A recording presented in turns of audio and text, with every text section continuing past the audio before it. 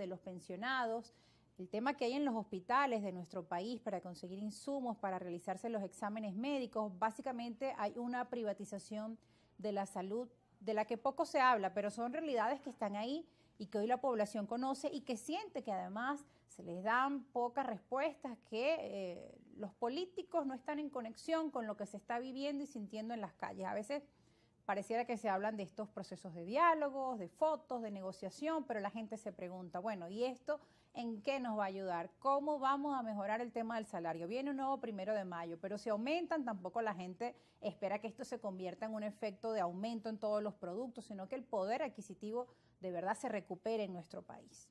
Tú sabes que esa situación de cómo se coloca la mayoría de la población frente al hecho político, eso no tiene nada de nuevo.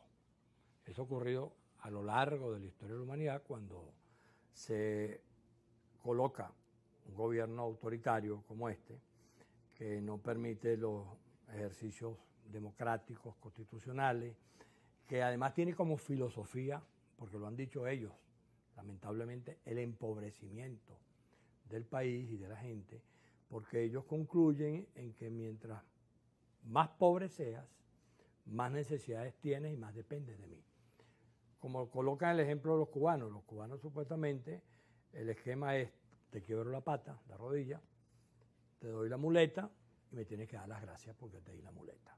Entonces, por supuesto, un esquema brutal como ese, donde el país pasa a depender de unos salarios que no son salarios, porque el salario tiene que ver con una remuneración a cambio de un trabajo que tú realizas y esa remuneración tiene que ser justa y tiene que estar acoplada. Como establece la Constitución. Sí, y tiene que estar acoplada a lo que es el hecho de cualquier cosa. Tú trabajas 8 horas, a ti no te pueden pagar por tú trabajar 8 horas todos los días del mundo. ¿Cuánto es? 5, 10, 20 dólares mensuales.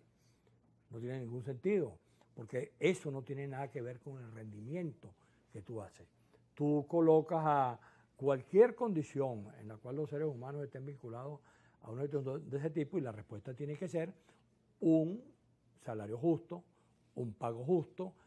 Tú vas a cuidar a una persona durante 8 horas diarias, tú no puedes decir al final, no, me pagaron $1. Tú estás cumpliendo con tu trabajo y quien te contrata tiene que hacerte un pago justo, apropiado con lo que eso corresponde. Entonces, eso ellos tienen un diseño para que no se produzca de esa manera. Tú ves que el problema principal en este momento está en los empleados que están en la administración pública, porque tú agarras cualquier parking y pregúntale a un muchacho que trabaje allí o que esté cuidando donde tú paras el carro, ¿cuánto gana diario? No gana menos de 15, 20 dólares diarios. Cuando tú multiplicas eso, son 400, son 600, son 700 dólares al mes por o cuidar los carros o estacionar los carros. O si un plomero va a su casa, 50 dólares si la visita. Si un plomero va a tu casa, te va a Mínimo. cobrar 50, 100 dólares diarios por lo que haga. Entonces, los que están colocados en esa lamentable situación, básicamente son los que están en la administración pública. Porque en la empresa privada se han buscado mecanismos para precisamente compensar eso a partir del reconocimiento del hecho que se toma como referencia la canasta básica. Y aún así insuficientes, ¿no? Es insuficiente, pero se buscan soluciones y hay maneras de establecer bonificaciones, etcétera. El gobierno no busca soluciones, no solamente porque no tenga dinero, porque ellos siguen echándole la culpa a las medidas y siguen echándole la culpa a las sanciones y a todo eso, al enemigo externo, que es la filosofía que ellos aplican, que ya lo comentamos, es la misma filosofía que han aplicado los cubanos durante 60 y tantos años para mantener ese país en la condición que lo mantiene. Ahora, el hecho de que la gente se comporte así frente a los dos hechos, los errores de la oposición al no poder levantar una alternativa con credibilidad y el peor gobierno de la historia, conducen necesariamente a que la sociedad venezolana, y ahí estamos todos, no es que ahí están los que no son políticos, no, ahí estamos todos, porque la primera cosa que hay que armar es la estrategia política y que esa estrategia política tenga credibilidad. Y la estrategia política, a pesar de que la gente no lo crea, se ha venido armando lentamente con la salida electoral. El hecho de que se haya recuperado, se haya retomado el camino electoral por parte de la oposición, ya eso indica que se va en el camino correcto. ¿Qué es lo que hay que evitar ahora? Bueno, que el gobierno divida a la oposición, porque el gobierno siempre ha tenido dos estrategias: jugar al abstencionismo Y a la división. Y a la división de la oposición. Vamos a imaginarnos que derrotamos al abstencionismo porque los que eran abstencionistas se convencieron de que eso no va para ninguna parte. Entonces ahora viene la otra tarea. Hay que evitar que el otro propósito, la otra estrategia del gobierno, que es dividir, tenga éxito. Si eso se logra y tú le presentas al país una candidatura, sea el que sea, como dicen ya en algunas encuestas, ¿por quién votaría usted? Por el que sea, siempre y cuando sea uno. Y bueno, y han emergido Benjamín Rauseo. No, cualquiera, porque incluso hay un refrán que yo lo digo mucho, que es que cuando tú estás en un estado de necesidad, el refrán dice, la necesidad tiene cara de perro. Yo no sé por qué le echaron esa broma al perro, se la pudieron haber echado a otro, pero se le echaron al perro, pues. Para mí el perro no es el que tiene la peor cara, yo creo que hay otros que tienen una cara más fea que el perro. Pero bueno, la necesidad tiene cara de perro. Entonces, ¿qué quiere decir eso? Que tú vas a asumir en ese estado de necesidad que el que sea tu candidato.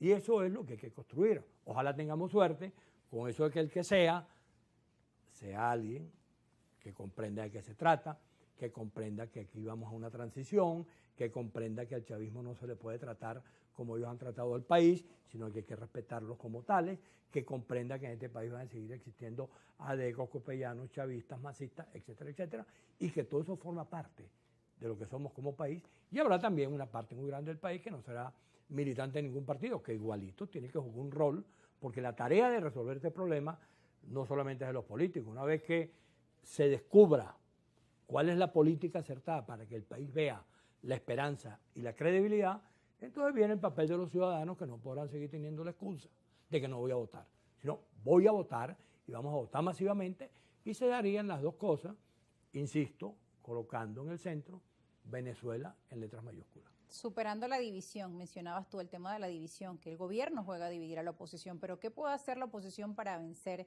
esto? Porque pues además también es algo que depende propiamente de esa articulación. Ya para cerrar, porque tenemos que despedirnos. Felipe. ¿Qué puede hacer la oposición? No dividirse.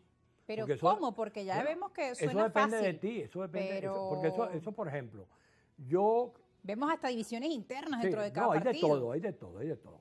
Pero, ¿qué pasa? Si yo quiero que tú cometas un error y tú sabes que yo quiero que tú cometas un error, ¿de quién depende que el error no se cometa?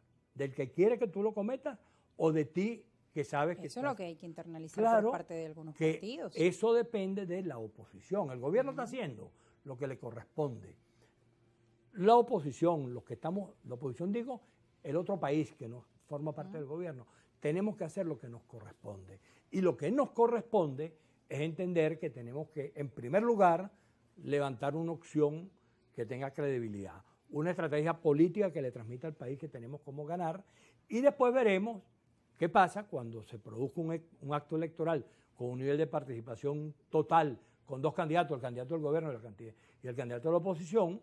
Así haya varios, porque en Barinas hubo varios, y sin embargo los barineses pudieron identificar con cuál se ganaba y votaron por eso. Es decir, que hay la posibilidad también de que los errores de políticos sean corregidos por los ciudadanos. Por los ciudadanos. Como ha ocurrido en otras oportunidades. Ciudadanos que también tienen un papel importante decisivo, en este juego político y decisivo. Importante ser críticos, importante estudiar, importante revisar propuestas.